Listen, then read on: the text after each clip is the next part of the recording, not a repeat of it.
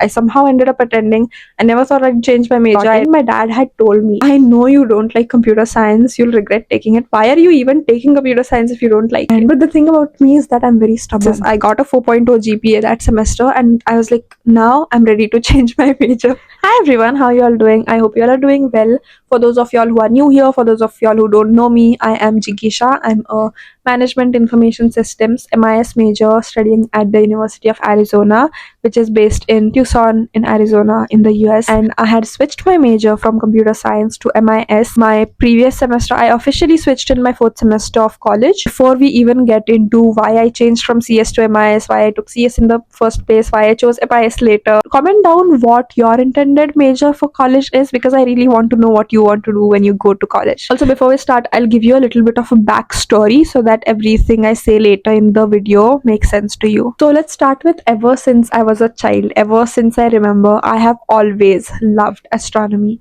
I loved everything about the planets, the moons, the stars. I loved knowing about it. I used to talk to it about everyone. Even before I had access to the internet every day, I used to buy huge books and encyclopedias and read them. In fact, I still have all those books and encyclopedias in my room. I wrote and published 2 books about astronomy. That is how much I loved astronomy. So obviously, when I was in the 10th grade, when I had to decide a stream, I opted for science, and I opted for physics, chemistry, math, PCM. But then when I actually started studying what goes behind being an astronomer, it's a lot more than that. There's a lot of physics, there's a lot of math, there's a lot of other things that go behind it.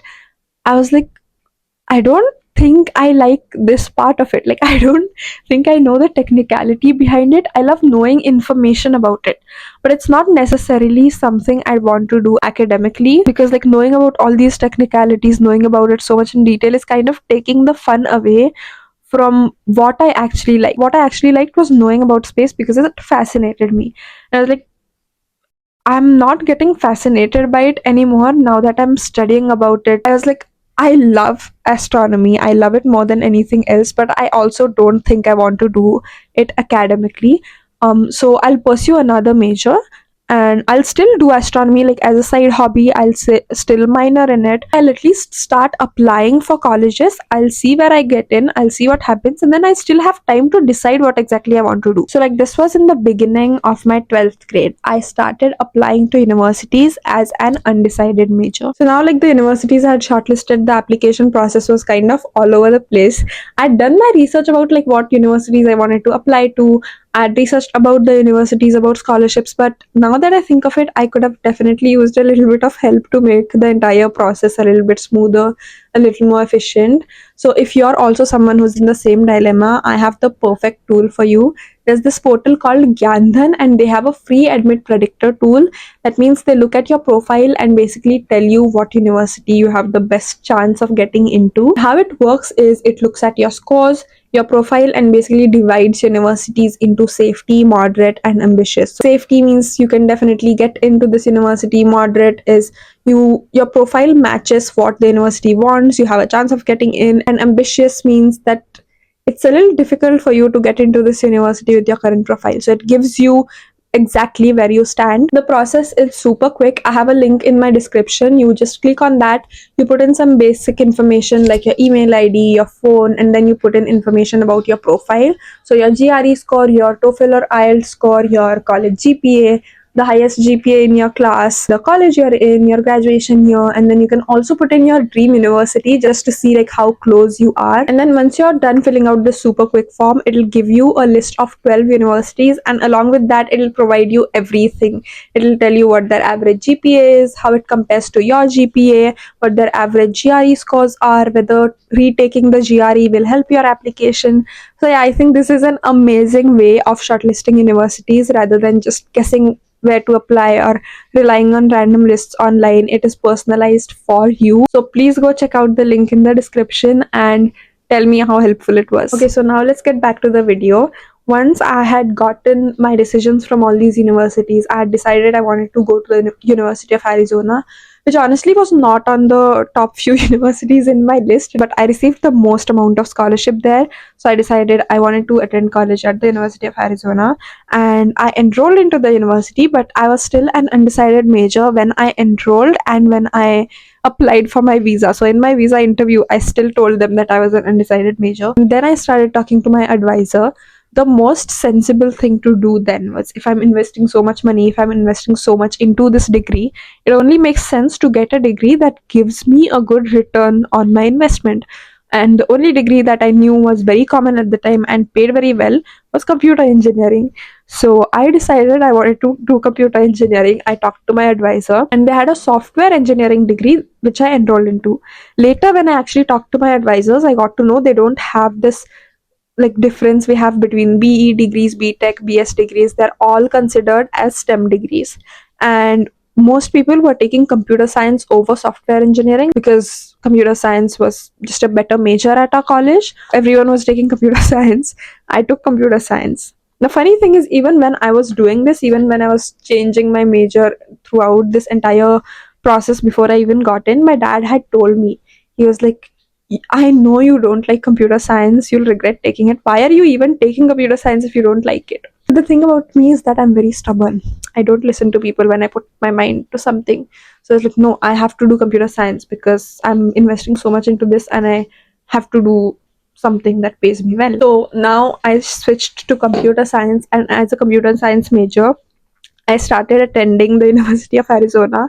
In my first semester, they started teaching us Python. They started with Python. On the very first day, when they taught us how to print Hello World in Python, I knew I would hate this degree. But then it was just the first semester. So I was like, let us give it a try. Let's not give up on it just yet. So my first 2 semesters, when they taught us Python, I studied a lot. I was in the library 24/7. I was always studying computer science, and I still did not like it at all. And also, I tried so hard. I practiced coding, I did everything, and I still did not like what I was doing. So, in my third semester, I was like, this has to change. I cannot be doing this for the rest of my life. But I also had this ego where I was like, I cannot give up on this degree because I think it is difficult. So that semester, I still did CS. I managed to get all A's in all my classes. I got a 4.0 GPA that semester, and I was like, now I'm ready to change my major. So now I still wanted to do something related to tech and science because I like that world. But now I started looking at my skills instead of just looking at my interests and the pay scale. And I realized that I was very good at communication, at leadership, teamwork. So I was like, I want to do something that is a mix of technology and business. And then I came across this major called Management Information Systems, which is a very good culmination of business and technology. So again, I told my parents that I wanted to change my major. I explained to them why I wanted to do it. I also made it very clear to myself. I asked myself whether I'd really like doing this in the future. And when all my skills and somewhat my interests aligned to what I wanted to do, I officially changed my major to MIS. Now, it also happened that our university, the University of Arizona, is ranked as the #1 public university in the US for the MIS degree. So, like, whenever people say things happen for a reason, I was always like, I don't think they do. But then when this happened, the University of Arizona was on the bottom of my list. I somehow ended up attending. I never thought I'd change my major. I changed my major to MIS, and it happens to be the top university in the US that offers that major. I was like, okay, thank God, something is making sense now. So yeah, I switched my major from computer science to MIS officially in my 4th semester of college, and then I started classes for MIS, which I absolutely love now. I did switch majors pretty late. I switched in my 4th semester, but the thing is, I had taken a lot of classes in my first 3 semesters. I had already completed all my math requirements, all my English requirements, all my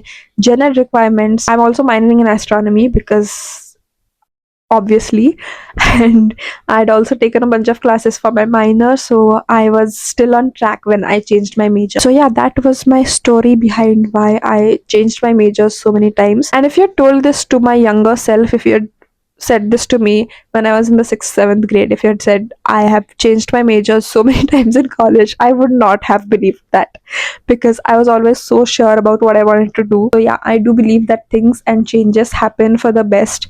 I love that I've ended up in a stream that I like studying for, in a major I love studying for. I'm also minoring in something I've always dreamt of doing since I was a child. The only thing that bothers me sometimes, it's I could have switched my major earlier and I could have maybe graduated early, added another minor.